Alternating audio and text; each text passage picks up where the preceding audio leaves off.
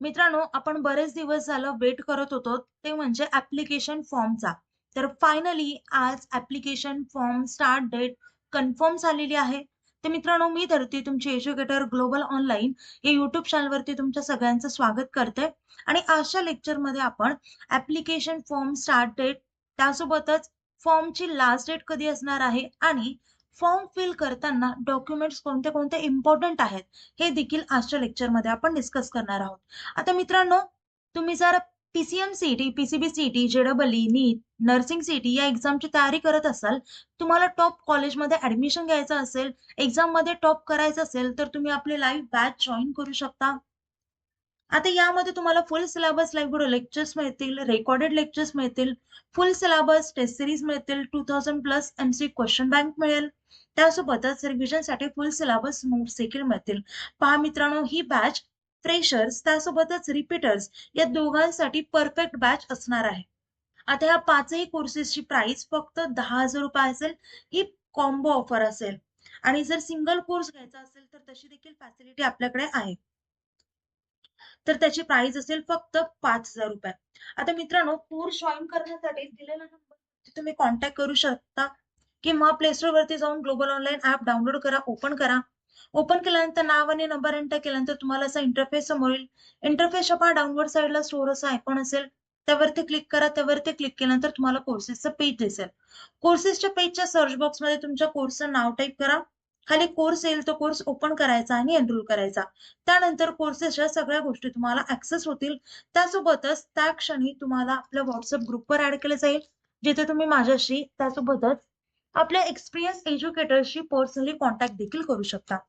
आता इथे official notice तुम्हाला दिसून येत असेल, महाराष्ट्र सीईटी सेलने आज 9 तारखेला ही नोटीस डिक्लेअर केलेली आहे. पहा, registration notice, registration for MBA, MMS and MHT CET म्हणजे पीसीएम, पीसीबी सीईटी साठी रजिस्ट्रेशन हे सुरू झालेलं आहे. नर्सिंग सीईटी साठी अजून त्याची ऑफिशियल नोटीस आलेली नाहीये, पण नर्सिंग सीईटी साठी देखील रजिस्ट्रेशन हे सुरू होईल. फर्स्ट ऑफ ऑल आपण पाहूया पीसीएम आणि पीसीबी सीईटी ची स्टार्ट डेट. आता इथे 10/1/2026 ही स्टार्ट डेट म्हणजे उद्यापासून ऍप्लिकेशन फॉर्म सुरू होणार आहे आणि एंड डेट म्हणजे 12 फेब्रुवारी. ही एक्सटेंड होऊ शकते, पण त्याआधी आपण लवकरात लवकर फॉर्म फिल करून घेतला पाहिजे. Tentative date, CET examination date म्हणजे एक्झामच्या डेट देखील इथे सांगितलेल्या आहेत, डिक्लेअर केलेल्या आहेत. या टेंटेटिव्ह आहेत, सो मागे पुढे होऊ शकतात. ओके. तर मित्रांनो, आपल्याला अपार आयडी कंपल्सरी आहे, आधार कार्ड कंपल्सरी आहे for CET registration. Candidates who have not yet generated their APAR ID are required to create the same through DigiLocker. ज्यांनी अपार आयडी अजून काढलेली नाहीये, त्यांनी डिजिलॉकर वरती जाऊन अपार आयडी काढायची आहे, जनरेट करायची आहे. तुम्ही जर अजून अपार आयडी जनरेट केलेले नसेल, तर मी यावरती देखील व्हिडिओ अपलोड केलेला आहे, तो तुम्ही चेक करू शकता. Candidates are advised to regularly visit the official website to the State Common Entrance Test Cell for further updates, detailed schedule, and instruction related to the examination. The online application registration schedule and information brochure for the above examination are available on the website. So इथे आपल्या Maharashtra CET sale वरती official notice आलेली आहे. तुम्ही official notice check करू शकता. आता मित्रांनो, एक्झामसाठी रजिस्ट्रेशन फॉर्म फिल करण्यासाठी कोणते इम्पॉर्टंट डॉक्युमेंट्स लागतील ते देखील आता आपण पाहूयात. फर्स्ट ऑफ ऑल तुम्हाला active mobile number, active email ID, personal details लागतील, like name, date of birth, address, gender. त्यानंतर एज्युकेशनल डॉक्युमेंट्स लागतील, 10th प्लस 12th.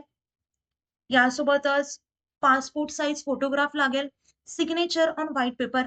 एक व्हाईट पेपर घ्यायचा, त्यावरती सिग्नेचर करायची. रेडी ठेवा फक्त एवढेच डॉक्युमेंट्स. त्यानंतर यापैकी कुठलाही एक आयडेंटिटी प्रूफ लागेल. मग तो आधार कार्ड असू शकतो, PAN card, voter ID, passport, driving licence यामधला कुठलाही आयडेंटिटी प्रूफ चालेल. यानंतर आहे महाराष्ट्र डोमासाईल प्रूफ, कारण डोमासाईल सर्टिफिकेट हे कंपल्सरी लागतं. School leaving certificate from Maharashtra. त्यानंतर category and reservation certificates if applicable. जर तुम्ही कास्ट मधून बिलॉंग करत असाल तर तुम्हाला caste certificate plus caste validity लागेल. नॉन क्रिमी सर्टिफिकेट लागेल. For reserve category EWS certificate, disability certificate, ex serviceman certificate, orphan certificate, minority certificate.